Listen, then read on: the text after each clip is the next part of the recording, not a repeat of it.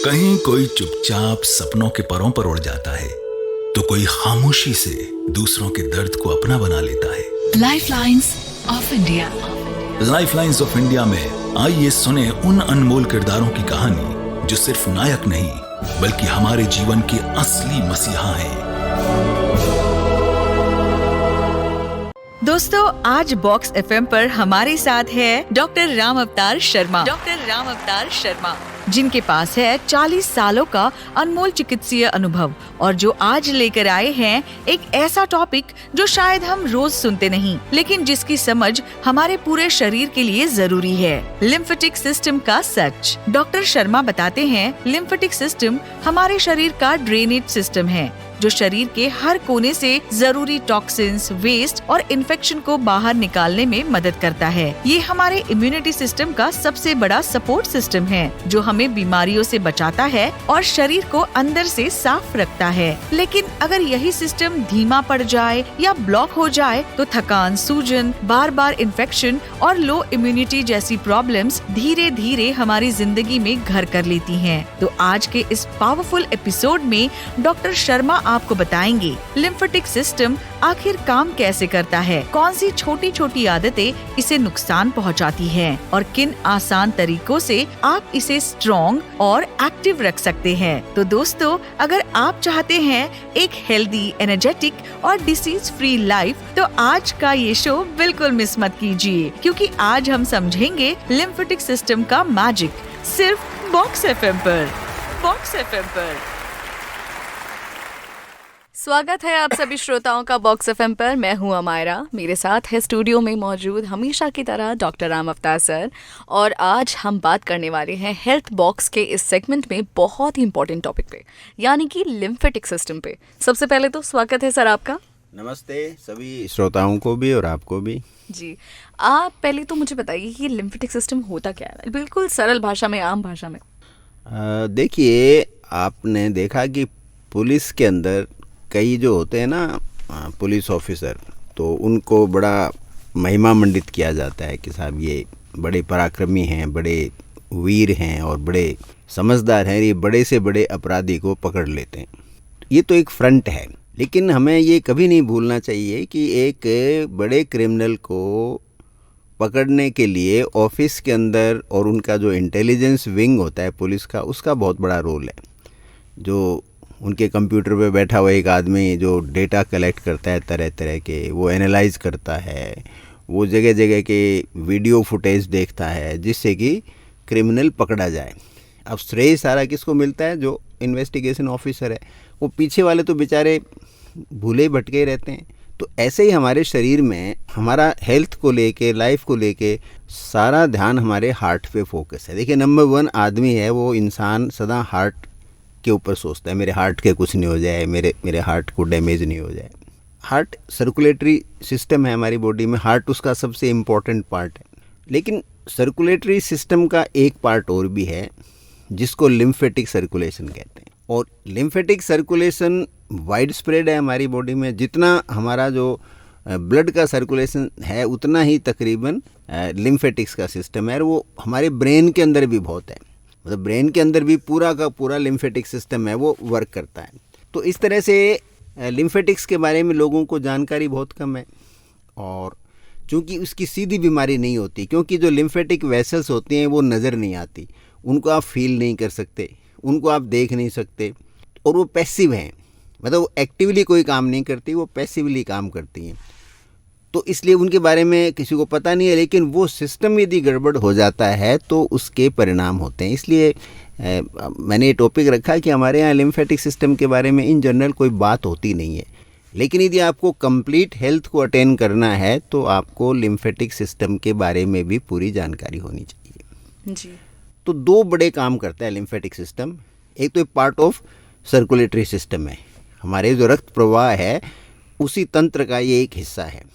दूसरा है ये हमारा जो इम्यूनिटी, जो रोग प्रतिरोधक क्षमता है हमारी, उसमें भी लिम्फेटिक्स का जो सिस्टम है पूरा, उसका बड़ा रोल है जी।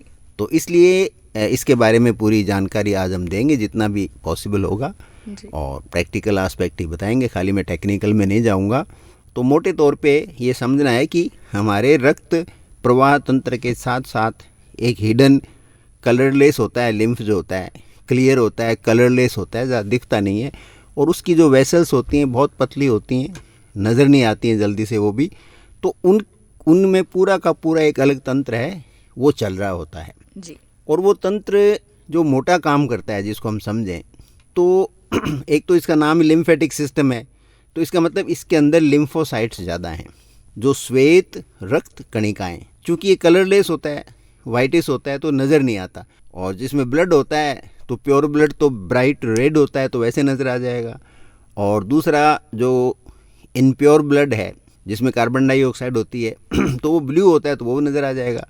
ये लिम्फेटिक्स क्लियर होते हैं, उनके साथ साथ ही चलते हैं ये लिम्फेटिक वेसल्स भी, लेकिन ये जल्दी से नज़र नहीं आती हैं, बहुत ऐसे गौर से देखो तो पता चलेगा, अदरवाइज़ नज़र नहीं आती हैं, तो इसलिए इसके बारे में ज़्यादा चर्चा नहीं होती है। तो ये हमारे सर्कुलेटरी सिस्टम के साथ चलता रहता है। इसकी खासियत क्या होती है, हमारी बॉडी में कितना फ्लूइड है, बेसिकली मतलब कोई 85% के आसपास तो हम लोग वाटर ही हैं, तो वो उस फ्लूइड को बैलेंस कैसे करोगे आप? शरीर के किसी अंग में पानी ज़्यादा इकट्ठा हो गया, किसी के अंदर पानी कम हो गया, तो ये वहाँ बैलेंस करता है कि जहाँ फ्लूइड एक्सेस है वहाँ से लेकर उस जगह ले जाता है, सर्कुलेशन में जाएगा, सर्कुलेशन से ब्लड में डाल देगा उसको, पानी को, एक्स्ट्रा वाटर को, और वो ब्लड के थ्रू वहाँ पानी पहुँचेगा जहाँ पानी की कमी है। तो फ्लूइड को बैलेंस रखता है हमारे शरीर के अंदर, कितना फ्लूइड होना चाहिए, और है तो उसका बॉडी के अंदर एक प्रोपोर्शनेट डिस्ट्रीब्यूशन होना चाहिए, अनुपात के हिसाब से ही हर जगह उतना का उतना पानी या तरल पदार्थ मौजूद होना चाहिए जितनी शरीर को आवश्यकता है। ये एक बड़ा काम करता है। दूसरा, जैसे मैंने बताया, इसमें लिम्फोसाइट्स, श्वेत रक्त कणिकाएं होती हैं, जो कि हमारे इम्यून सिस्टम का सबसे बड़ा पार्ट होती हैं। भाई हमारे शरीर में कोई बैक्टीरिया गया तो बैक्टीरिया क्या करेगा, हमला करेगा, तो बैक्टीरिया को मारेगा कौन? एंटीबॉडी तो बाद में बनेगी। सबसे पहले क्या करते हैं, वाइट सेल्स होती हैं, टी सेल्स कहते हैं इनको। तो चाहे शरीर में बैक्टीरिया हो, चाहे वायरस जाए, चाहे कोई शरीर की दूसरी कोशिकाएं जो मर गई हैं उनका जो बाई प्रोडक्ट हो, चाहे कैंसर कोशिकाएं हों, उन पे वो टी कोशिकाएं हमला करती हैं और उनको अपने अंदर खा लेती हैं। और जो कुछ बड़ी और होती हैं, मोनोसाइट्स करके कोशिकाएं और होती हैं, वो बड़े जो वेस्ट प्रोडक्ट हैं या बड़ी कैंसर कोशिकाएं हैं या बड़े बैक्टीरिया वायरस हैं, उनको वो खा जाती हैं। तो ये सारा का सारा लिम्फेटिक सिस्टम के थ्रू ये काम होता है। तो इसलिए एक बड़ा महत्वपूर्ण है। तो एक तो बॉडी के फ्लूइड का बैलेंस हो गया, और दूसरा हो गया आपकी इम्यूनिटी को बना के रखना। ये दो उसके डोमिनेंट फंक्शन होते हैं लिम्फेटिक सिस्टम के। अक्सर जब हम आपस में बात करते हैं, बातचीत में, लोगों में कभी इसका लोग जिक्र नहीं करते, या तो वो अवेयर नहीं है इस चीज़ से। ये अदृश्य है ना। हाँ। जैसे आप कभी भी पुलिस के इंस्पेक्टर की बात करोगे ना, उसी को आप हीरो मानोगे ना। बेचारे तो ऑफिस में बैठा आदमी है, हो सकता है वो क्राइम को ट्रेस तो उस आदमी ने किया, और ज़्यादातर वही करता है, लीड तो वही देता है कि सर वहाँ होगा, वो उसके मोबाइल ट्रैक करता है, सब करता है बैठा बैठा ऑफिस के अंदर। तो उसको हम कोई पब्लिक में उसका रिकॉग्निशन थोड़ी है। तो सेम इसके है। इसके अलावा एक इम्पॉर्टेंट काम और करता है ये लिम्फ। आपकी इंटेस्टाइन में जो फैट होती है, हम जो खाना खाते हैं उसमें जो चर्बी हमारी जो एनर्जी के लिए हमें चाहिए, उसको एब्जॉर्ब यही करता है। लिम्फेटिक सिस्टम के थ्रू वो एब्जॉर्ब होती है और फिर ब्लड में जाती है। वो सीधी ब्लड में नहीं जाती, वो लिम्फेटिक्स हैं।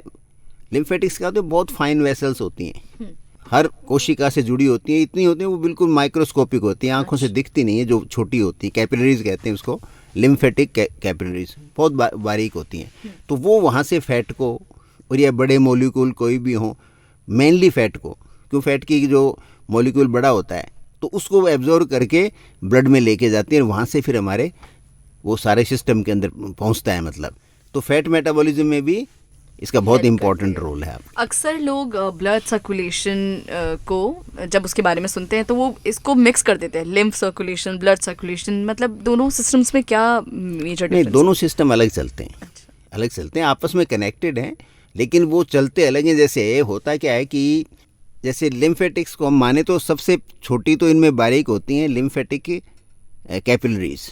तो कैपिलरीज तो बिल्कुल बारीक होती हैं, जैसे मैंने बताया, छोटी छोटी, जहाँ पे चीज़ों को एब्जॉर्ब करती हैं, और उनको ले जा कर के वो फिर बड़ी वेसल्स बनती हैं, और फिर दो मेजर वेसल्स बनती हैं। तो एक दाईं तरफ सबक्लेवियन आर्टरी जो हमारे शरीर में होती है गर्दन के अंदर, दोनों साइड में राइट एंड लेफ्ट, दाईं और बाईं सबक्लेवियन आर्टरी नाम से बड़ी बड़ी वेसल होती हैं। ये दोनों डक्ट, एक तो थोरेसिक डक्ट कहते हैं इसको और एक राइट लिम्फेटिक डक्ट कहते हैं। तो वो सारी की सारी वो सबक्लेवियन आर्टरीज में जाके और वहाँ खुलती हैं। तो यानी सारे शरीर से वो चीज़ को इकट्ठा करेंगी और वहाँ जाके खुल के उसको सारा का सारा आपके हार्ट में भेज देंगे। हार्ट से फिर वो चीज़ें सारे शरीर में सर्कुलेट होती हैं।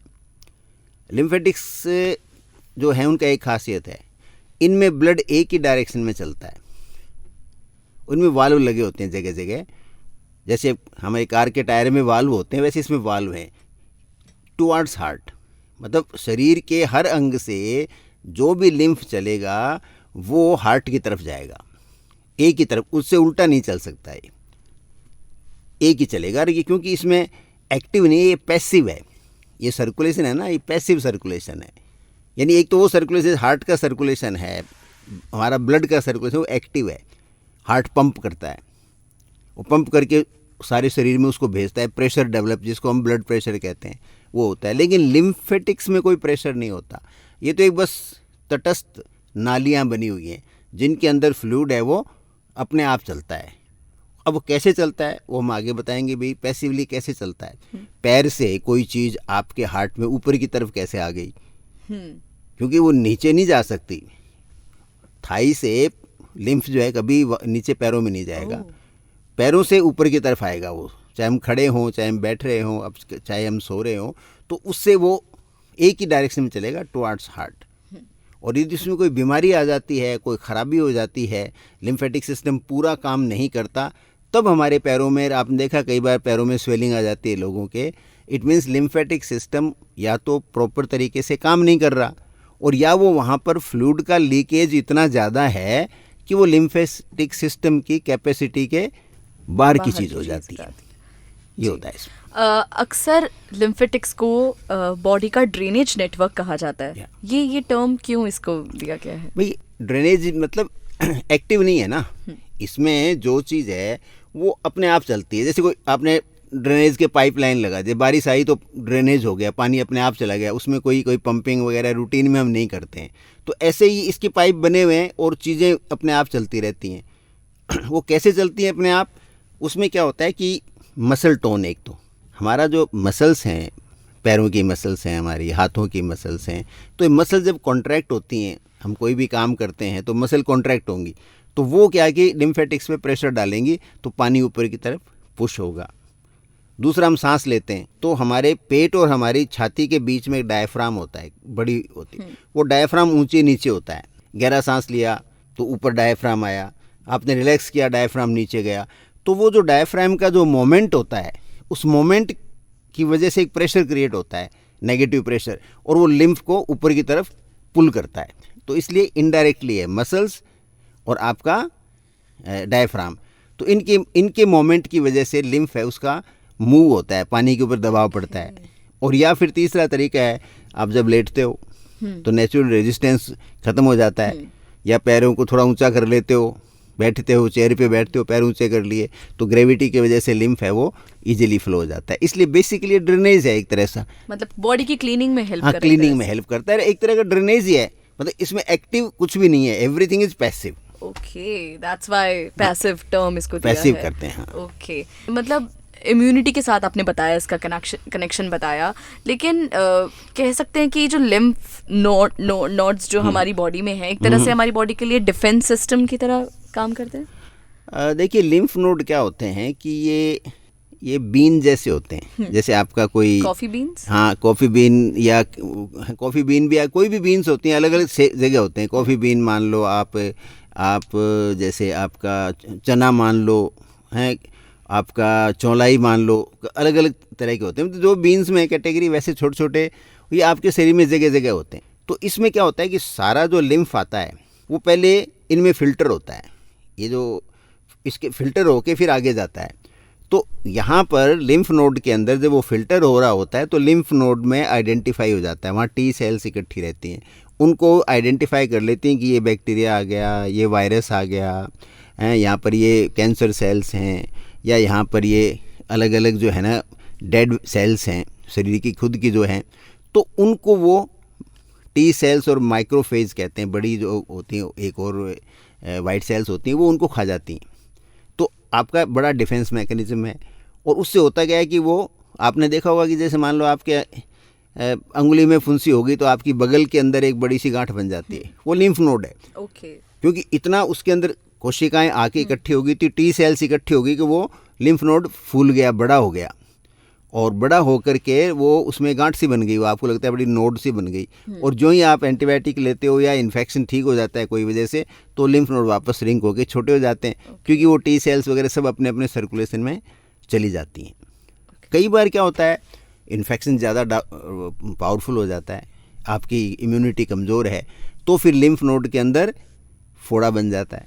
तो फिर चीरा लगा के निकालना पड़ता है, या वो रप्चर होता है, तो उससे वो जो लिम्फ नोड है उसको डैमेज भी हो जाता है।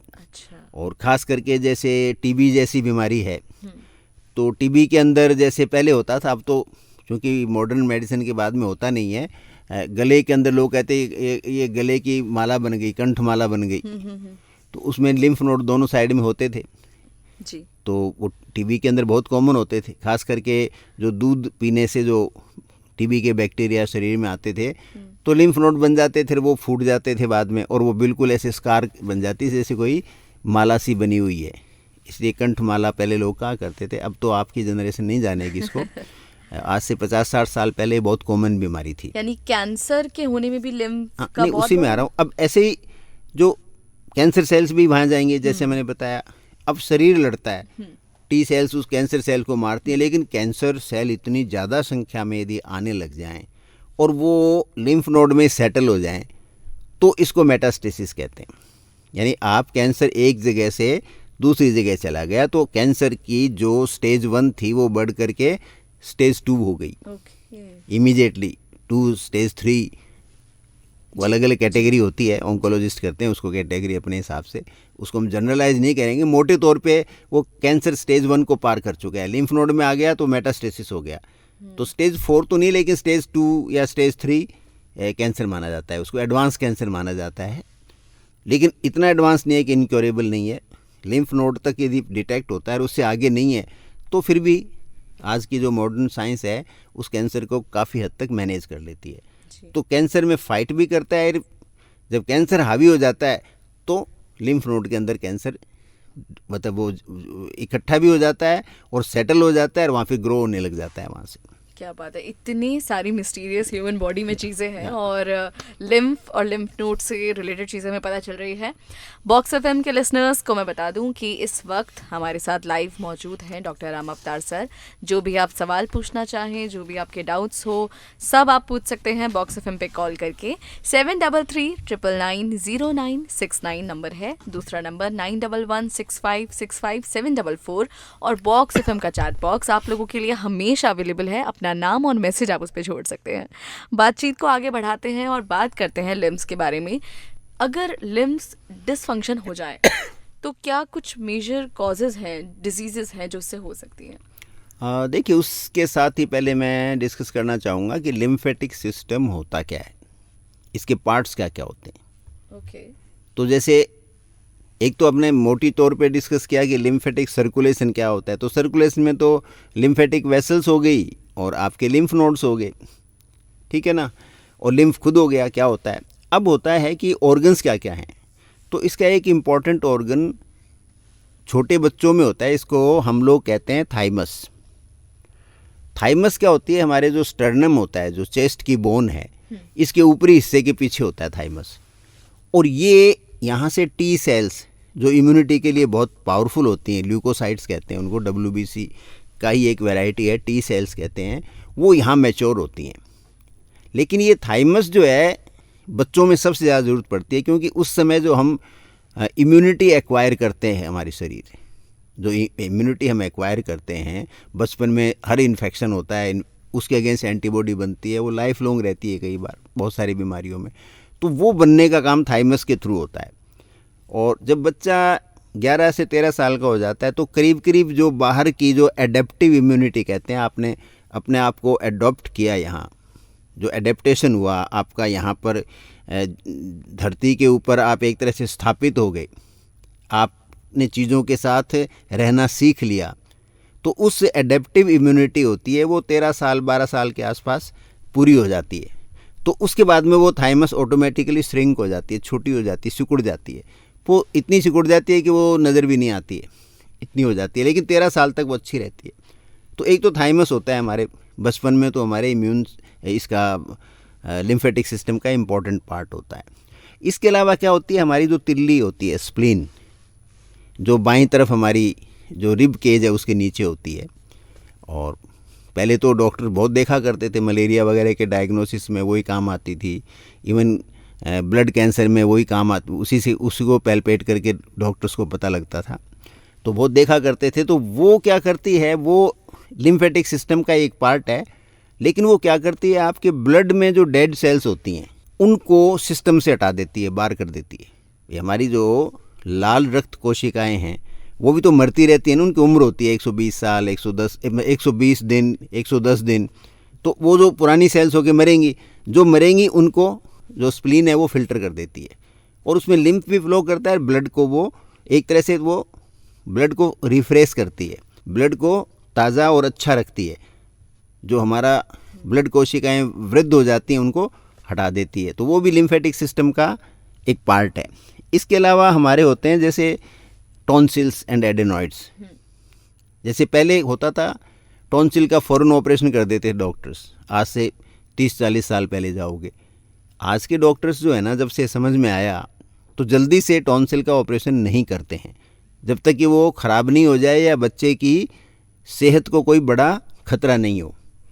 तो क्योंकि टॉन्सिल हमारे लिम्फेटिक सिस्टम का एक पार्ट है। ऐसे ही ये तो होता है मुंह हमारे थ्रोट के अंदर, गले में अंदर की तरफ। दूसरा, हमारे नाक से भी इन्फेक्शन जा सकता है, तो नाक के पिछले पार्ट में होता है एडेनॉइड्स। तो ये दोनों हमारे फर्स्ट लाइन ऑफ डिफेंस हैं, यानी हमारे शरीर के चौकीदार हैं। क्योंकि हम सांस लेंगे या मुंह से कुछ खाएंगे तो इन्फेक्शन जाने के चांस बहुत ज़्यादा रहते हैं। तो पहली बार कहाँ फाइट होगी किसी, यदि हमारे बैक्टीरिया या वायरस शरीर में जाते हैं, तो गले के अंदर या नाक के अंदर। इसलिए आपने देखा होगा कि जब भी मौसम बदलता है तो ज़्यादातर या तो हमारा गला ख़राब होता है या नाक बहने लग जाता है। तो मौसमी बीमारी का मतलब गला और नाक खराब होते हैं। और वैसे भी एक आदमी यदि 70-80 साल में अपनी लाइफ को या 40 साल में अपनी लाइफ को एनालाइज करेंगे तो वो पाएंगे कि करीब 70% के आसपास बीमारियां तो गले की या नाक की होते हैं। वो बीमारियां नहीं होती हैं, वो डिफेंस के अगेंस्ट फाइट होती है। अच्छा। बैक्टीरिया और वायरस आपके शरीर में इन्वेड कर रहे हैं, आपकी टॉन्सिल, आपकी एडेनॉइड्स और आपका लिम्फेटिक सिस्टम वहाँ फाइट करता रहता है। वो पूरे साल वहाँ युद्ध चालू रहता है, हर क्षण वहाँ पे युद्ध चालू रहता है। ये साइलेंट फाइट है और आप उससे बचते रहते हो, आप असंख्य बीमारियों से बच जाते हो और आपको पता भी नहीं चलता है। तो ये बॉडी का वंडर है। और लास्ट जो होता है पार्ट इसका, वो है बोन मैरो। जो हमारी बोन्स है ना, वहाँ हमारी ब्लड वेसल्स बनती हैं। तो यहाँ बी सेल, बी नाम की वाइट सेल्स हैं, वो बनती हैं। वो भी दोनों टी और बी है, दोनों डिफेंस में काम आती हैं। थोड़ा थोड़ा डिफरेंस है दोनों में, वो अलग टॉपिक हो गया, उसमें हम नहीं जाएंगे। लेकिन हमारी बोन मैरो के अंदर हमारी वाइट सेल हैं, वो बनती हैं ल्यूकोसाइट्स, और वहाँ से वो लिम्फेटिक सिस्टम में आ जाती हैं। तो ये 4 इम्पोर्टेंट पार्ट है लिम्फोटिक। एक बीमारी बचपन में अक्सर बच्चों में मम्स दिख रहा था, क्या ये भी इसी का पार्ट है? नहीं, मम्स लिम्फेटिक्स का नहीं है। अच्छा। वो तो आपके जो थूक बनाने की जो ग्रंथियाँ होती है ना, उनके अंदर वायरस का इन्फेक्शन हो जाता है। ओके। तो मम्स तो अलग है, वो पैरोटिड ग्लैंड्स होती है हमारे कान के सामने, तो उसका पार्ट होता है। तो उसमें लिम्फेटिक्स का नहीं है। लिम्फेटिक्स तो ये कि हमारे जो डे टू डे जो हमारी जो स्ट्रगल है इन्फेक्शंस को दूर रखने की, उसका सबसे महत्वपूर्ण पार्ट है, वो आपका लिम्फेटिक सिस्टम है। बाकी और हैं, लेकिन इम्यून सिस्टम का, आपका रोग प्रतिरोधक तंत्र है आपका शरीर का, लिम्फेटिक सिस्टम उसका बड़ा एक इम्पॉर्टेंट पार्ट है। ओके। तो इससे जुड़ी हम बीमारियों की बात कर रहे थे कि अगर डिसफंक्शन हो जाए लिम्फ्स तो क्या क्या मेजर डिसीजेस हो सकती हैं? एक तो पहले बीमारी बहुत होती थी जिसको हाथी पैर कहते थे। अच्छा। पैर इतना मोटा हो जाता था, एक कीटाणु होता था शरीर में, वो चला जाता था फाइलेरिया करके। एक पैरासाइट होता था बुस्टेरिया बैनक्रॉफ्टाई करके, वो हमारे शरीर में घुस जाता था तो हमारे पैर के लिम्फेटिक सिस्टम को वो तहस नहस कर देता था। राजस्थान में भी जब मैं पढ़ता था तो मैं काफ़ी केस हमने देखे थे वहाँ पे मेडिकल कॉलेज बीकानेर में। अब तो रेयर हो गया है क्योंकि वो पैरासाइट को हम समझ गए और सावधानियाँ रखने लग गए। तो लेकिन उसमें क्या होता है, आपका पैर बिल्कुल ऐसे मोटा हो जाता था, नॉर्मल से 4-4, 5-5 गुना पैर मोटा हो जाता था। आप सोच भी नहीं सकते आज के टाइम देखो तो बिल्कुल, इसलिए उसको एलिफेंट फीट कहते थे। अच्छा। इतने मोटे एलिफेंट फुट कहते थे उसको, और दोनों में होता था, एलिफेंट फीट कहते थे उनको। तो लोगों के दोनों पैरों में हो जाता था, उनके पाँव बिल्कुल ऐसे ना नॉर्मल से 4-4 गुना मोटे हो जाते थे। Oh my God. तो चलना भी उन लोग की मुश्किल था। एक लाइफ है, बड़ी हॉरिफाइंग लाइफ हो सकती है। वो लोग तो ट्राउज़र या पजामा वगैरह तो पहन ही नहीं सकते थे, धोती बांधो या तहमद टाइप या लुंगी रखो, क्योंकि पैर बहुत मोटे हो जाते थे। तो अभी रेयर है, अभी तो राजस्थान में तो मैंने नहीं देखा, लेकिन पहले ये बहुत कॉमन बीमारी थी। तो एक तो सबसे इम्पोर्टेंट ये होता है। दूसरा क्या होता है कि यदि आपका सिस्टम पूरा काम नहीं कर रहा है तो आप कहीं पर भी बैठे हो तो पैर में स्वेलिंग आ जाएगी, और ख़ास करके आपके काफ मसल्स में और टखने के आसपास।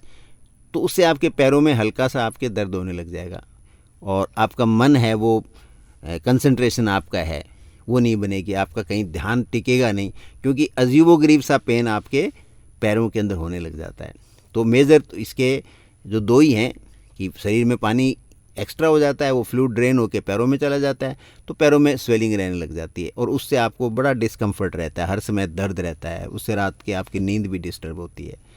और ये तो मोटे तौर पे है जो सामने नज़र आता है।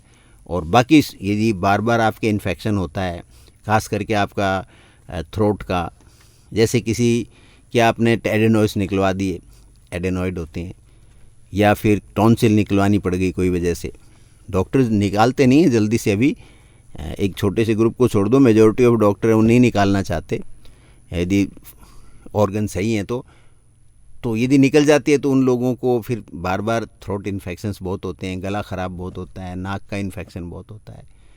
तो ये सब यदि इम्यून सिस्टम आपका काम नहीं करेगा तो सारे के सारे मोटे तौर पे चीज़ें आती हैं। लिम्फेटिक्स के साथ एक टर्म और हम सुन रहे हैं लिम्फेडेमा, ये इसका मतलब क्या होता है? भाई लिम्फ की वजह से इडिमा, स्वेलिंग आना। अच्छा। अब जैसे लिम्फेडिमा, जैसे बताने, एक तो एलिफेंट फीट वाला भी लिम्फेडिमा ही है।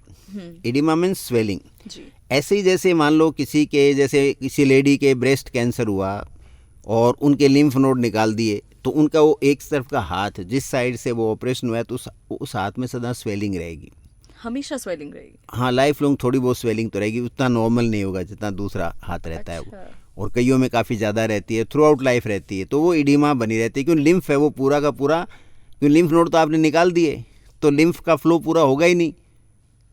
तो पूरा नहीं होने से यूजुअली लिम्फेटिक्स रीजनरेट होती नहीं, एक बार यदि डैमेज हो गई तो हो गई, तो उसकी वजह से वो हर समय वहाँ स्वेलिंग बनी रहती है, तो उसको लिम्फेडिमा कहते हैं। और ये क्या है कि थोड़ा एक तो कॉस्मेटिकली अच्छी नहीं लगती, दूसरा वर्किंग एफिशिएंसी, क्योंकि ज़्यादा फ्लूइड है ना, जितना पानी होना चाहिए उससे ज़्यादा पानी है वहाँ पर, प्लस जो मैंने कहा वहाँ के जो सारे टॉक्सिन्स हैं वो निकल नहीं सकते, कुछ न कुछ टॉक्सिन्स वहाँ बने रहते हैं।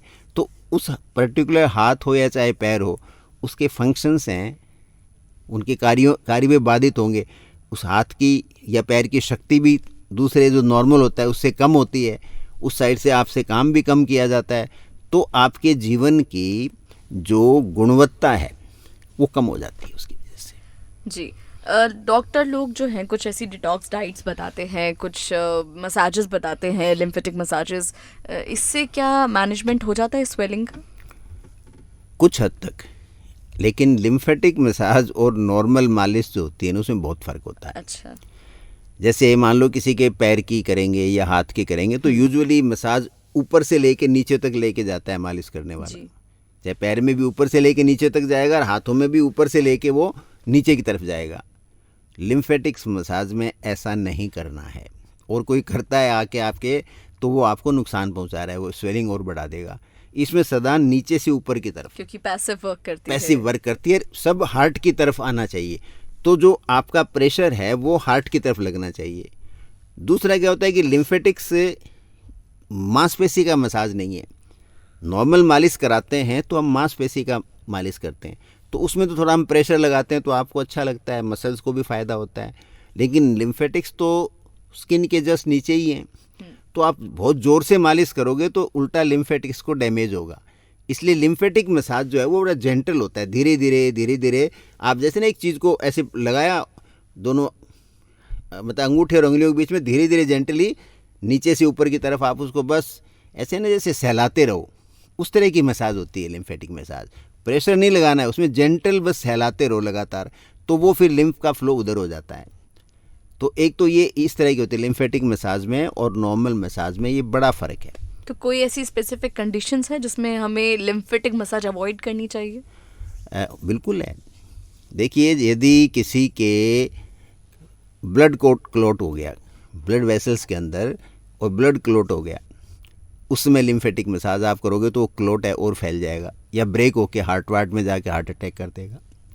दूसरा, यदि वो स्वेलिंग आई है इन्फेक्शन की वजह से, जैसे आपके फोड़ा हो गया और वो लाल लाल फोड़ा हो रहा है तो लिम्फेटिक फ्लो भी रुक गया, तो वहाँ स्वेलिंग आ गई। अब वहाँ मसाज करोगे तो इन्फेक्शन वहाँ से चारों तरफ ब्लड में चला जाएगा, तो काफ़ी घातक हो सकता है। इसके अलावा कैंसर, किसी के कैंसर है तो कैंसर में यदि आप मसाज करोगे तो वो कैंसर के स्प्रेड होने का वो डर रहेगा। तो कहीं पर भी एक्टिव इन्फेक्शन हो, कैंसर की संभावना हो, कहीं इन्फेक्शन हो, कहीं कोई ब्लड क्लॉटिंग हो रही हो, तो उनके अंदर लिम्फेटिक मसाज है वो इंडिकेटेड नहीं है, वो नहीं करनी चाहिए। जैसे सर आपने बताया कि लिम्फेटिक ड्रेनेज की तरह काम करता है, टॉक्सिन्स निकालता है, तो लिवर और किडनीज के साथ भी इसका कोऑर्डिनेशन रहता है इस चीज़ में? इनका डायरेक्ट कोऑर्डिनेशन नहीं होता, ये सबको ले जाके डालता है, मोटे मोटे तौर पे खुद ये फिल्टर कर देता है, फिर ये ले जाके सब क्लेविन वेसल से फिर आपके ये पूरे सिस्टम में जाता है वो जो भी इन्फेक्टिव मटेरियल है, और वहाँ पर फिर जो फिल्ट्रेशन उसका लीवर भी करता है और किडनी भी करता है, तो उनका हेल्पर है ये, डायरेक्ट रोल नहीं है। ये उन चीज़ों को वहाँ तक ले जाता है, खुद जिन चीज़ों को हटा सकता है तो हटा देता है या डिस्ट्रॉय कर देता है, जो नहीं करता उनको आप ये फीड करता है। तो ब्लड प्योरीफिकेशन में इसका इनडायरेक्ट रोल है, डायरेक्टली नहीं। जी, विमेंस की अक्सर एक क्वेरी रहती है कि क्योंकि उनमें हार्मोनल चेंजेस बहुत ज़्यादा होते हैं, तो लिम्फेटिक फ्लो को अफेक्ट करते हैं क्या इनके चेंजेस, जैसे प्रेगनेंसी हो गए, मेनोपॉज हो गए? प्रेगनेंसी में तो होता है। प्रेगनेंसी में क्या होता है, जो बेबी होता है, जो यूट्रस का जो वज़न होता है, वो फिर मेन आपकी जो थोरेसिक डक्ट होती है उसके ऊपर प्रेशर डालता है। तो महिलाओं के अंदर पैरों में स्वेलिंग जो होती है अर्ली प्रेगनेंसी में या मतलब लेट प्रेगनेंसी में, तो वो उसका एक कारण ये भी होता है। तो महिलाओं को तो मतलब प्रेगनेंसी तो अफेक्ट करती है। मेनोपॉज का कोई डायरेक्ट रोल नहीं है कि मेनोपॉज के अंदर ऐसा हो, बस ये इतना हो सकता है कि कुछ महिलाएं मेनोपॉज में इरिटेट होने लग जाती हैं या कोई डिप्रेशन में चली जाती हैं, तो वो एक्टिव कम रहती हैं। तो लाइफ एक्टिव कम रहेगी तो फिर उनके क्या है ये लिम्फेडिमा होने के चांसेस हैं, या पैरों में जो स्वेलिंग आती है उसके चांस रहते हैं। अदरवाइज मेनोपॉज डायरेक्टली प्रभावित नहीं करता है। तो इसके लिए भी, क्योंकि अक्सर देखा गया है सेलिब्रिटीज़ जब हम उनको देखते हैं तो इतनी प्रेगनेंसी के बाद भी वो अपने आप को एकदम फिट रखते हैं। उनकी जो अगर हम आम लोगों को देखें तो वो मेंटेन नहीं कर पाते। वो मोटापा अगर बढ़ रहा है तो बढ़े जा रहा है, बाल अगर झड़ रहे हैं तो झड़े ही जा रहे हैं। यानी मैनेज हो सकता है वो मेंटेन, अगर उसको करने के अगर आप उपाय बताएं तो। देखिए, सेलिब्रिटीज़ में भी दो तरह के होते हैं, एक तो जेन्युइन फिटनेस होती है, दूसरों की आर्टिफिशियल होती है। तो चूँकि हम उनके बारे में डिटेल जानते नहीं हैं, लेकिन एक बात याद रखना चाहिए, बाहर से गुड़िया हंसे भीतर पोलम पोल, गुड़िया से है प्यार तो टाँकों को मत खोल। तो सेलिब्रिटी वालों को तो मैं मॉडल नहीं मान सकता, क्योंकि वहाँ बहुत कुछ ऐसा है जो सच नहीं है। सच नहीं, फेक है कि नहीं है मैं नहीं कह सकता, मेरा एक्सपीरियंस नहीं है, लेकिन बहुत सारी चीज़ें दिखावे में होती हैं, बहुत सारी चीज़ें पर्दे के पीछे होती हैं। लेकिन नॉर्मल व्यक्ति को अपना लिम्फेटिक सिस्टम अच्छा रखना चाहिए, ये बहुत आसान काम है। तो लिम्फेटिक सिस्टम को अच्छी तरह रखना बहुत आसान काम है। आपको अपनी लेग है, आपकी थाई मसल्स हैं, इनको स्ट्रॉन्ग रखना है। उसके लिए क्या करना है, आपको स्पॉट जॉगिंग करना है, हल्की जंपिंग। आप लगातार मतलब 5 मिनट सुबह 5 मिनट शाम को खड़े खड़े एक ही स्पॉट पे जंप कर रहे हो थोड़े, जिसको स्पॉट जॉगिंग कहते हैं, तो मसल्स के अंदर जो वाइब्रेशंस होंगे, मसल कॉन्ट्रैक्ट होंगी क्विकली, वो सारा आपका लिम्फ है वो सिस्टम में आ जाएगा। दूसरा है डांसिंग। आज के टाइम में आप कहीं भी चाहो म्यूजिक लगा लिया, 15-20 मिनट अपने आराम से डांस कर लिया, तो वो जॉगिंग वाली सी बात हो गई, तो उससे आपका लिम्फेटिक फ्लो अच्छा हो जाता है। तीसरा, जैसे मैंने पहले बताया था, डायफ्राम का बहुत बड़ा रोल है। जो पेट और चेस्ट के बीच में जो हमारी मसल होती है, फ्लैट मसल होती है, तो आप यदि प्राणायाम की प्रैक्टिस करते हैं तो सबसे बढ़िया है। आप डीप गहरा सांस लो और छोड़ो, ऐसा आपने दिन में हर 2-3 घंटे में यदि 5 या 7 बार कर लिया, कि बहुत डीप रेस्पिरेशन लिया फिर छोड़ दिया, फिर लिया फिर 5-5 बार भी कर लिया, तो वो डायफ्राम का जो मोमेंट होता है तो एब्डोमेन के अंदर नेगेटिव प्रेशर क्रिएट करता है। तो आपकी जो थोरेसिक डक्ट होती है, जो मेन लिम्फेटिक डक्ट होती है, तो उसमें पुल पड़ता है। तो वो पुल पड़ेगा तो वो सारा का सारा लिम्फ है वो हार्ट की तरफ मूव होगा, तो आपके पैर हैं उसमें स्वेलिंग वगैरह नहीं आएंगी। तो बड़ा सिंपल सी टेक्निक है, कोई बहुत मेहनत करने की इसमें ज़रूरत नहीं। आजकल डॉक्टर एक ट्रेंड चल रहा है सोशल मीडिया पे, इसको नाम दिया गया है लिम्फेटिक फेशियल।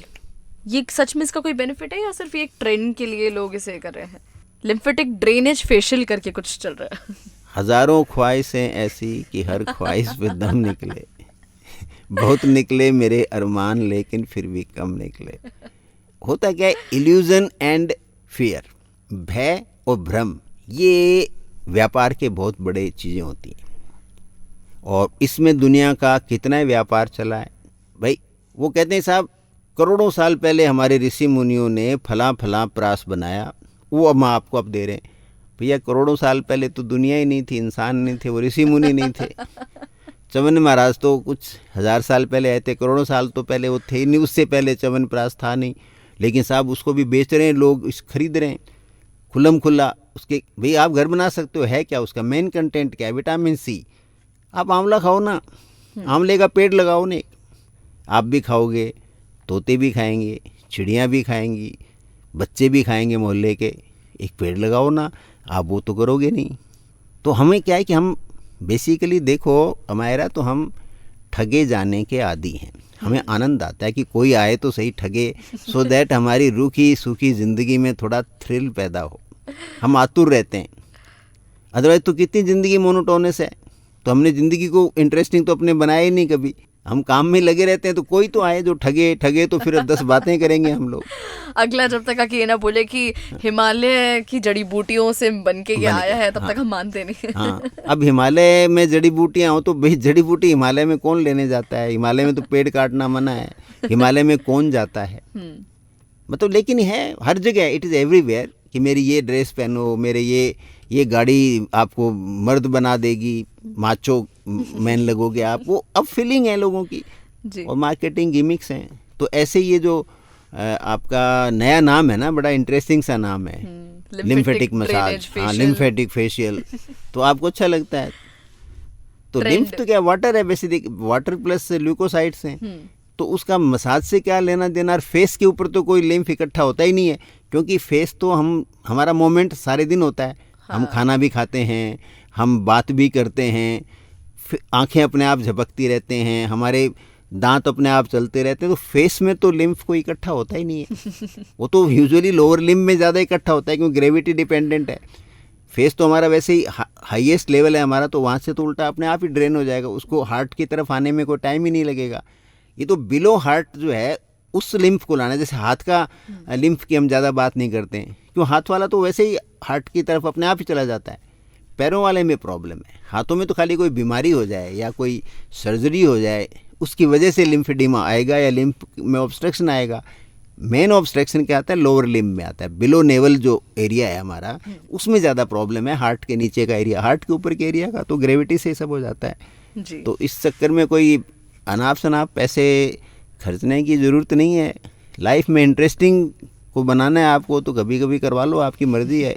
थोड़ा सामने वाले का भी घर पलेगा जो जिसने मसाज का सेंटर खोला हुआ है, पार्लर, और थोड़ा आपकी लाइफ में भी थ्रिल आएगी। That is another thing. जितने भी लोग अभी हमें सुन रहे हैं उनसे मेरी गुजारिश है कि आप भी अवेयर रहिए, अपने आसपास वालों को भी करिए, क्योंकि अक्सर हम ऐसे नाम सुन के ऐसे ट्रेंड्स को फॉलो करते करते अपनी हेल्थ को नुकसान पहुंचा लेते हैं। लेकिन इससे पहले कि आप कुछ करवाएं, कोई ट्रेंड फॉलो करें, कोशिश कीजिए कि आप पहले उसके बारे में जानें कि वो चीज़ है क्या। जैसे अभी डॉक्टर साहब ने कहा कि कोई लेना देना नहीं है फेस का, तो क्योंकि फेस हमारा पूरा दिन मूव करता है ना। तो अगर आप ऐसी कोई चीज़ फॉलो कर रहे हैं तो पहले देखिए, समझिए, उसके बारे में जानिए, डॉक्टर से राय कीजिए, उसके बाद ही ऐसी चीज़ फॉलो कीजिए। अच्छा, एक चीज़ मैं और बताना चाहता था जी। जैसे कई बार लिम्फेटिक मसाज, जैसे जिनका हार्ट फेलियर का है या किडनी फेलियर के केस हैं, उसमें भी स्वेलिंग आती है, तो उसके अंदर लिम्फेटिक मसाज नहीं करवाना चाहिए। ये भी एक थोड़ा मिस हो गया था, क्योंकि उनमें ज़्यादा, सबसे ज़्यादा आती है, लेकिन उसमें लिम्फेटिक मसाज नहीं कराना चाहिए। उसमें अपने डॉक्टर के गाइडेंस में ही कुछ करना चाहिए, वो क्या राय देते हैं वो एक अलग चीज़ है जी। जब भी क्यों किडनी डिजीज़ है किसी के, उसके भी लिम्फेडिमा हो जाती है, या जिनके हार्ट फेलियर के केसेस होते हैं, जिनमें हार्ट कमज़ोर हो जाता है, हार्ट का इजेक्शन फ्रैक्शन है, वो डॉक्टर बता देते हैं कि आपका हार्ट कमज़ोर हो गया है, वहाँ पे लिम्फेटिक मसाज नहीं कराना चाहिए। तो उससे क्या, कई बार वो फिर ऑर्गन के ऊपर प्रेशर आ जाता है। जैसे आपने ज़्यादा लिम्फ का फ्लो बढ़ा दिया मसाज से और हार्ट के ऊपर ज़्यादा पानी चला गया, ऐसे किडनी में ज़्यादा पानी चला गया, तो वहाँ रिस्क रहती है। तो वो अपने डॉक्टर के गाइडेंस में ही करें। अपने जो कह रहे हैं वो हेल्दी आदमी के लिए कह रहे हैं, दी रियल सिकनेस है तो अपने जो भी डॉक्टर हैं उनके गाइडेंस में। जैसे कैंसर के केस है, उसमें भी डॉक्टर की राय से ही करवाएं, वैसे मसाज नहीं कराएं, बिल्कुल हमारे कहने से नहीं कराएं। जो भी आप ऑन्कोलॉजिस्ट हो या ऑन्को सर्जन हो, वो आपको क्या कहते हैं उसी हिसाब से आप कदम उठाएं। जी, आपने बताया कि हम अपनी डेली लाइफ में कुछ एक्टिव एक्सरसाइजेस फॉलो करके अपने लिम्फ को एक्टिव रख सकते हैं। इसके अलावा अगर न्यूट्रिशन के पर्सपेक्टिव से देखें तो कौन सी खाने वाली चीज़ें हैं, कौन सी फ्रूट्स हैं जिससे हमारा लिम्फ एक्टिवली वर्क कर सके? देखिए, उसमें तो वही जो सिस्टम है कि आपका मेटाबॉलिज्म बेटर होना चाहिए। तो खाने के तो देखो बेसिक फंडामेंटल हैं, इसमें ज़्यादा माथापच्ची करने की ज़रूरत नहीं है, ज़्यादा लोगों को ज्ञान इकट्ठा करने की भी ज़रूरत नहीं है। एक तो जिस धरती पर आप रह रहे हो वहाँ का जो अनाज फल वगैरह आपकी प्रेफरेंस होनी चाहिए, सब्जी हो फल हो। जिस एरिया में रह रहे हो उसके 20-30 किलोमीटर के आसपास जो चीज़ पैदा होती है ना, वो फर्स्ट प्रेफरेंस आपको उसको होनी चाहिए, क्योंकि वो आपको कंपैरेटिवली तुलनात्मक रूप से ज़्यादा ताज़ा मिलती है। एक सब्ज़ी ऐसी है जो बंगाल से आ रही है, एक सब्ज़ी ऐसी है जो आपके जयपुर में चोमू से ही आ रही है, तो चोमू वाली नेचुरल है, जल्दी आएगी, 2 दिन में 1 दिन में पहुंच जाएगी। और बंगाल से आएगी, वो 5 दिन पुरानी है, तो उसके न्यूट्रिएंट ख़त्म हो गए। तो एक तो खाने में तो एक तो मोटा तो ये होता है, दूसरा खाने में जो सबसे गड़बड़ चीज़ है वो 2 ही चीज़ें मैं मानता हूँ, बहुत सारी डिटेल जाने की लोगों को ज़रूरत भी नहीं है। एक तो डीप फ्राइड अवॉइड करो, ट्रांस फैट बनते हैं उससे, जो चीज़ तल के लंबे टाइम तलने के बाद में बनी, जहाँ पे कोई कढ़ाई के अंदर तेल सुबह से लेकर रात तक गर्म हो रहा है, उबाला जा रहा है, उसमें वो चीज़ है बनाई जा रही है। जैसे आपके कचौरी हैं, समोसे हैं, इस तरह की चीज़ें हैं, फ्रेंच फ्राइज़ हैं जो भी डीप फ्राइड हैं, या जो बहुत ग्रिल्ड चीज़ें होती हैं जिनको जलाया जाता है, जैसे ग्रिलर होते हैं, जैसे मीट को लोग वो आप वहाँ जाते हो जो बारबेक्यू में जाते हो तो वो बिल्कुल काला हो जाता है, कई बार इतना उनको जलाते रहते हैं, वो फूड ख़राब होता है। और दूसरा है जो कार्ब्स हैं वो कम होने चाहिए, क्योंकि हम फिज़िकल लेबर कम कर रहे हैं। तो कार्ब्स आपका खाने में 10% के आसपास हो, उससे ज़्यादा नहीं हो। बाकी सब खाओ, खाने का आनंद लो, कोई मना नहीं है, थोड़ा थोड़ा सब खाओ, eat all eat small, except extra carb नहीं खाने। और जो ट्रांस फैट जहाँ पैदा होती हो या खाना जहाँ जल जाता हो डायरेक्ट हीट पे, ऐसा हो कि वो जल जाए, जैसे बारबेक्यू वगैरह के अंदर, उनको आप रेगुलर बेसिस पे अवॉइड करो।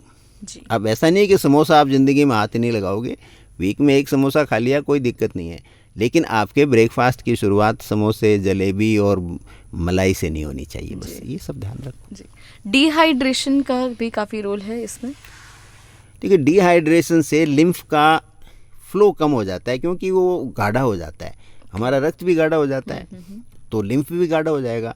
और चूंकि पैसिव फ्लो है भाई, इसमें कोई मतलब ये तो अपने आप फ्लो होता है, निष्क्रिय है, मतलब सक्रिय नहीं है ना, तो निष्क्रिय फ्लो है इसका। तो उसकी वजह से यदि उसमें पानी आपकी बॉडी में एडिक्वेट है, हाइड्रेटेड है, और हाइड्रेशन के लिए क्या चाहिए, एवरेज आदमी को एक्सेप्ट कोई बहुत ज़्यादा लेबर का काम नहीं करे, जैसे कोई रोड साइड काम कर रहा है या कोई माइंस में काम कर रहा होता है या कोई किसानी का काम कर रहा होता है, उनको छोड़ करके नॉर्मल आदमी यदि 8 से 10 गिलास पानी रोज़ाना पीता है वो सफिशिएंट है, तो उसमें हाइड्रेशन बॉडी का पूरा हो जाता है। जी, लिम्फेटिक सिस्टम से जुड़ी जितनी भी चीज़ें हैं ये सब एक फिजिकल प्रोसेस है या बायोकेमिकल लेवल पर भी अफेक्ट करता है हमारी बॉडी को?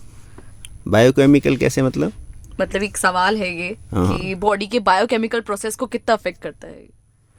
नो, बायोकेमिस्ट्री को डायरेक्ट लिम्फेटिक नहीं करता है, क्योंकि इनका तो मेन काम तो फ्लूइड बैलेंस का है। जहाँ फ्लूइड ज़्यादा इकट्ठा हो गया वहाँ लिम्फेटिक्स हैं उस फ्लूइड को पिकअप करके हार्ट में ला करके और उसको या तो शरीर से बाहर निकाल देती हैं और या जहाँ कम होता है वहाँ चली जाती हैं, और प्लस फैट जहाँ पर है उसको वो एब्जॉर्व करती हैं, मान लीजिए डाइजेस्टिव ट्रैक्ट से। और तीसरा है उनको इम्यून की जो सेल्स है इम्यूनिटी की वो इसका पार्ट होती हैं, तो वो डिफेंस मैकेनिज्म में काम आता है। डोमिनेंटली इसके 3 ही काम है लिम्फेटिक सिस्टम के। जी, आपके एक्सपीरियंस में प्रिवेंटिव हेल्थ चेकअप्स जितने भी लोग करते हैं इसमें लिम्फेटिक्स से रिलेटेड एवैल्यूएशन कितना ज़्यादा ज़रूरी है लोगों के लिए? नहीं, लिम्फेटिक्स का तो कोई डायरेक्ट जांचों में तो एवेल्युएशन है नहीं, तो फिजिकल एग्जामिनेशन से ही पता चलता है अपने फिजिशियन से, और आपको खुद को पता चल जाता है। इसका सिंपल है, आप अपने टखने के नीचे देखिए और हल्का सा दबाइए अंगूठे से, तो वहाँ यदि छोटी सी पिट बन जाती है इट मीन्स आपका लिम्फेटिक सिस्टम प्रॉपर काम नहीं कर रहा है। अच्छा, इट मीन्स आपको थोड़ी वहाँ एक्सरसाइज करनी चाहिए। जैसे मैंने कहा स्पोर्ट जंपिंग है, sports jumping is a very good exercise. Sport पे धीरे धीरे जंप करो, या स्पोर्ट जॉगिंग कहते हैं, या फिर डांस करो, या बताया था आपको 3-4 चीज़ें। आप डीप ब्रीदिंग का करो, ठीक है, नहीं ये करो, तो उसका तो मेनली तो फिजिकली पता करना चाहिए, जांचों वाँचों में जाने की जरूरत नहीं, ऐसे पता नहीं चलता। तो अगर आपका लिम्फेटिक सिस्टम वीक हो रहा है तो क्या बॉडी कुछ ऐसे साइंस देती है, वार्निंग साइंस? टायर्डनेस आएगी एक तो आपको, पैरों में खास करके दर्द, रात को आप सोने लगोगे तो पैरों में जैसे हल्का सा आपको क्रैम्प्स आएंगे, ऐसे लगेगा कि समथिंग इज़ नॉट गुड, आपको अच्छी फील नहीं होगी, बुरा सा लगेगा आपको, पैरों में कुछ हो रहा है मेरे। आप डिस्क्राइब तो नहीं कर सकते, कुछ लोग कहते हैं सनफ चल रही है, अलग अलग लोग अलग भाषा में टर्म यूज़ करते हैं, लेकिन आपके पैरों में डिस्कम्फर्ट होगा, आपको अच्छा नहीं लगेगा, आपकी नींद भी थोड़ी सी डिस्टर्ब हो सकती है, और दिन में क्या होगा कि आपको थोड़ा ड्रैगिंग की सी फीलिंग लगेगी। आप बैठे हो या पढ़ रहे हो या काम कर रहे हो तो आपको लग रहा है कि कुछ अच्छा नहीं है, मेरे को है ना थकान सी आ रही है, तो टायर्डनेस सी फील होती है, एफिशिएंसी आपकी कम हो जाती है। तो ऐसा हो तो कुछ नहीं करना, आप टखने के ऊपर आप दबा के देखो अपने 4 से 30 सेकंड के लिए दबाओ और उठाओ, तो यदि वहाँ खड्डा बन जाता है तो इट मीन्स आपके लिम्फेटिक सिस्टम प्रॉपर्ली काम नहीं कर रहा है, तो ये एक्सरसाइज कर लो, बस सिंपल सा काम। लिम्फेटिक सिस्टम को एक्टिव रखने के कुछ गोल्डन रूल्स जो आप लिसनर्स के साथ शेयर करना? सिंपल 3-4 चीज़ें मैंने बताया। लिम्फेटिक सिस्टम बेचारा बड़ा न्यूट्रल सा सिस्टम है। आपको लेग मसल, थाई मसल को स्ट्रॉन्ग रखना है, आपको शरीर को एक्टिव रखना है, और आपको डीप ब्रीदिंग की प्रैक्टिस करनी है, बस बहुत बढ़िया काम है। और उससे 10 फायदे और हैं। यानी शरीर की एक खासियत है, आपने एक चीज़ कर ली ना तो 10 चीज़ों का फ़ायदा होता है। आपने स्पोर्ट जॉगिंग कर ली डेली, आपका लिम्फेटिक सिस्टम ठीक हो गया, आपके हार्ट अटैक के चांस सिग्निफिकेंटली कम हो गए, आपके ओल्ड एज के अंदर जो भुलक्कड़ होना, सेनाइल डिमेंशिया कहते हैं, उसके चांस कम हो गए, क्योंकि ब्लड फास्ट रोटेट होगा तो आपका डाइजेशन अच्छा हो जाएगा, और कैलोरी बर्न होंगी तो आपका वेट मेंटेन होगा है, और क्योंकि ब्लड तेज़ सर्कुलेट होगा तो लीवर ज़्यादा जल्दी डिटॉक्सीफाई करेगा है, किडनी है वो बेटर फंक्शनिंग करेगा, तो आप सुधार तो रहे हो लिम्फेटिक सिस्टम और सुधर गए सारे सिस्टम। तो हेल्दी लाइफ के कोई बहुत सारा आपको प्रयास नहीं करना है, रेगुलरिटी चाहिए, जागरूकता चाहिए, और भूलना नहीं चाहिए कि मैं अपने आप को हेल्दी रखना है। हम भूल जाते हैं, हमारे 10 काम होते हैं, 10 प्रायोरिटी हैं, उसमें यदि हम रेगुलर नहीं कर सकें तो 5-5, 2-2, 3-3 मिनट भी दिन में 5 या 6 बार निकाल के कुछ शरीर को एक्टिव कर लें, किसी भी जगह का एक पार्ट की एक्सरसाइज कर लें, कभी हाथ की कर लें, कभी पाँव की कर लें, कभी गर्दन की कर लें, 2 मिनट्स, 3 मिनट, 5 मिनट्स, तो भी आपका शरीर बहुत ठीक रह सकता है। तो वो जागरूकता चाहिए कि मुझे ये करना है, अवेयरनेस चाहिए, डिटर्मिनेशन चाहिए, और सबसे इम्पोर्टेंट है अपने आप को प्यार करने की क्षमता चाहिए। हमारे अंदर ये क्षमता नहीं है। हम अपने आप को सबसे कम प्यार करते हैं। जबकि आज सबसे ज्यादा इसी की जरूरत नहीं, है। सदा ही थी। और जो आदमी अपने आप को प्यार नहीं करता वो किसी से नहीं कर सकता, वो सिर्फ अपने आप को धोखा दे रहा है और सामने वाले को धोखा दे रहा है। जब आप अपने आप को नहीं प्यार करते, दूसरे को कैसे कर सकते? क्यों? आप जानते नहीं प्यार होता क्या है। जिस दिए में अपनी रोशनी नहीं है वो काहे का अंधेरा दूर करेगा। क्या बात देखा तो आपने, जरा सा मौसम अच्छा होता है ना, लोग कचौड़ी समोसे पे टूट पड़ते हैं अपनी हेल्थ को इग्नोर करते हुए कि एक क्या होता है, वो एक एक करके आज अपने ऑफिस में खा लिया, आज घर पे खा लिया, आज कुछ हो गया, तो कहीं ना कहीं ठीक है, स्वाद अपनी जगह नहीं, 1 डे वीक रखो आप। बिल्कुल। कभी एक समोसा खा लिया, कभी कचौरी खा ली, वीक में एक बार, चलो वो एक हैप्पीनेस मिलती है, उसमें मना नहीं है। हाँ। ऐसा नहीं है बहुत हम रिजिड रहना है लाइफ के अंदर, लेकिन it should not be part, जी डेली का नहीं होना चाहिए। जी। और जो लोग टालते हैं अक्सर कि कल से पक्का जिम जाएंगे, कल से पक्का शुरू करेंगे, योगा करेंगे, कल 1 तारीख है, मंडे से करेंगे, ऐसी सभी चीजों को छोड़ के अगर आप 2 मिनट भी अपने उसी लिए टाइम कर निकालें, लो ना 2 हाँ, मिनट। जब ख्याल आए तभी बस उठ के कर लो तो वो भी एक बहुत बड़ी बात है। और इन सब चीज़ों से आप अपने लिम्फ को एक्टिव रख सकते हैं, अपनी बल्कि अपनी, जैसे डॉक्टर साहब ने कहा कि एक चीज़ करते हैं तो 10 चीज़ों को फ़ायदा होता है। एक एक्सरसाइज आप करेंगे तो पूरी बॉडी को उसका रिजल्ट मिलेगा। तो ये थी हमारी आज की वार्ता लिम्फेटिक सिस्टम पे, जो बहुत ही कमाल की थी और बहुत सारी चीज़ें हमें पता चली ह्यूमन बॉडी के बारे में, जो काफ़ी मिस्टीरियस है और बहुत सारी चीज़ें हमें पता ही नहीं है, जानना बाकी है। तो जानेंगे यही बॉक्स एफएम पे अगले विषय पे अगले सैटरडे को, जब डॉक्टर राम अवतार सर हमसे जुड़ेंगे। आज के लिए इतना ही। जाने से पहले कोई छोटा सा मैसेज आप लिसनर्स के लिए देना चाहें? देखिए, अब सर्दी आ रही है, तो सर्दियों में आप लोग क्या है, रज़ाई में ज़्यादा देर तक घुसे रहते हो। मेरा कहना ऐसा है, रज़ाई को छोड़िए और एक बार बाहर निकलिए और 10 to 15 मिनट्स अपने आप को 10 से 15 मिनट दो। और दूसरा, दोपहर के अंदर आप 15-20 मिनट धूप में ज़रूर जाओ, सर्दियों में खास करके, तो आपको इंफ्रारेड रेज बहुत मिलेंगी। मैं विटामिन डी की बात नहीं कर रहा हूँ। इस देश में इंफ्रारेड रेज की बहुत कमी हो रही है लोगों में, उससे उनके हार्मोनल डिस्टर्बेंसेस बहुत हो रहे हैं, क्योंकि उसके बिना हार्मोन एक्टिव नहीं होते, हैप्पीनेस नहीं आ सकती सनलाइट के बिना। तो डिप्रेशन बहुत हो रहा है सोसाइटी के अंदर, एंगर बहुत हो रहा है, लोग कितना नाराज़ होते हैं, 2 मिनट में लड़ पड़ते हैं। वो सब इंडिकेट करते हैं कि आपके शरीर में सन की जितनी रेज जानी चाहिए वो नहीं जा रही है। इसलिए ज़िंदगी का आनंद लेना हो तो धूप में निकलो, घटाओं में नहा कर देखो। क्या बात है। तो आपको विंटर टिप मिल गई है इस वीक की। अगले शनिवार हम फिर मिलेंगे। सुनते रहिए बॉक्स एफएम।